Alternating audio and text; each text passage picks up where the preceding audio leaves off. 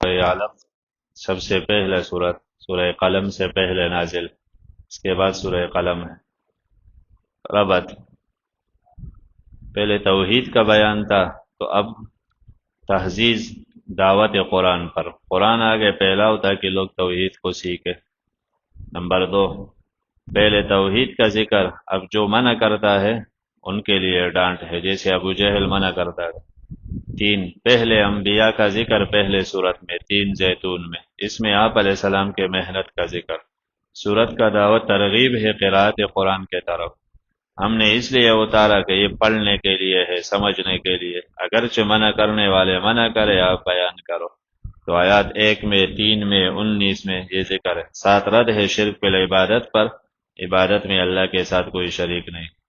شروع میں امر ہے قراءت قرآن پر، 7 ادب بھی ہے۔ ادب یہ کہ قرآن میں مدد اللہ سے مانگے۔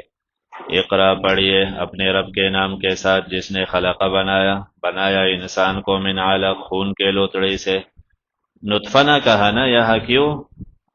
نطفی سے علق بنتا ہے، تو اشارہ ہے انقلاب کے طرف، جیسے نطفی سے انقلاب آ کے اللہ نے علقہ بنایا، خون کا لوتڑا، تو ایسے قرآن کے ذریعے انقلاب آئے گا، لوگ بدل جائیں گے۔ اقرا پڑھیے رب تیرا الاکرم، بہت محترم مکرم ہے اللہ۔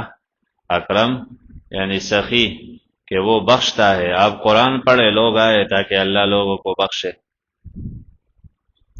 تو بار بار اقرا یہ مقصد ہے۔ الذی، وہ اللہ، علم بالقلم، جس نے سکھایا قلم کے ذریعے، جس نے قلم کے ذریعے سکھایا۔ علم الانسان، سکھایا انسان کو وہ ما لم یعلم، جو وہ نہیں جانتا تھا۔ یعنی اللہ چاہے تو قلم کے ذریعے سکھائے، جیسے عام انسانیت کو، تو وہ بغیر قلم کے بھی سکھاتا ہے، جیسے آپ علیہ السلام کو سکھایا۔ اور یہ ترغیب ہے کہ انبیاء کے سوا عام لوگوں کے لیے قلم کی ضرورت ہے، اور یہ قلم کی فضیلت کی نشانی ہے۔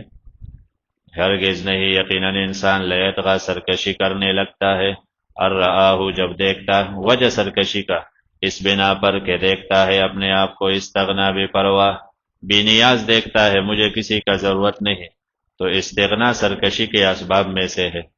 تو لوگ بے پرواہ ہے وہی سے، آخرت سے، ان کو سمجھاؤ۔ یقین کیجئے، الی ربک، تیرے رب کے طرف، الرجع، لوٹنا ہے، جاؤ گے اللہ کے پاس۔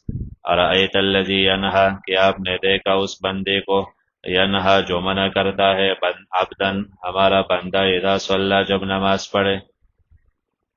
ابو جہل آپ علیہ السلام کو نہیں چھوڑتے تھے۔ ارأیت، بتاؤ تو صحیح، ان کان علی الہدی، اگر ہے یہ نماز پڑھنے والا ہدایت پر، او امرا، یا حکم دیتا ہوں، بالتقوی، نافرمانی سے بچنے کا، اگر یہ ہدایت پر ہے، نافرمانی سے بچنے کا حکم دیتا ہے، تو جزا محذوف ہے، فترا حال ناہی، حال ناہی، تو آپ جلدی دیکھ لو گے منع کرنے والے کے حالت کہ اس کا کیا بنے گا۔ فترا حال ناہی، ارأیت، مجھے بتاؤ، ان کا ذبح، اگر یہ منع کرنے والا جھٹلاتا ہے، وتولا، روک دیتا، اعراض کرتا ہے، تو پھر جزا محذوف ہے۔ ان کذب وتولا مانا تو ما اقبح حالہ، تو پھر اس کا کتنا برا حال نکل آئے گا، وہ بھی دیکھ لو گے، تو عن قریب دونوں کے حالات دیکھ لو گے۔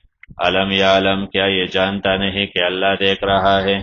یا تکلیف دیتا ہے اللہ کے بندے کو، تو اس کا یقین نہیں کہ رب دیکھ رہا ہے۔ کلا، ہرگز ایسا نہیں چاہیے، لئن لم ینتہ، اگر یہ باز نہ آیا۔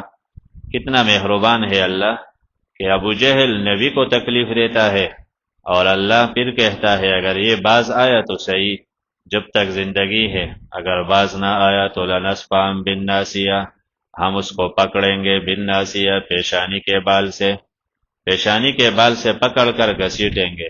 ناصیتن، وہ پیشانی، کاذبہ، جو جھوٹی ہے، خاطئہ، خطا کار، کاذبہ معنی عقیدہ خراب ہے، خاطئہ عمل بھی خراب ہے، تو عملاً بھی جھوٹی پیشانی اور عقیدتاً بھی۔ فَلْيَدْعُ نَادِيَهُ، پھر یہ بلائے اپنے اہل مجلس کو۔ ابو جہل نے کہا تم مجھے دھمکیاں دیتے ہو، میں چاہو تو مکے کے وادی بھر سکتا ہوں، تو پھر یہ بلا دے لوگوں کو۔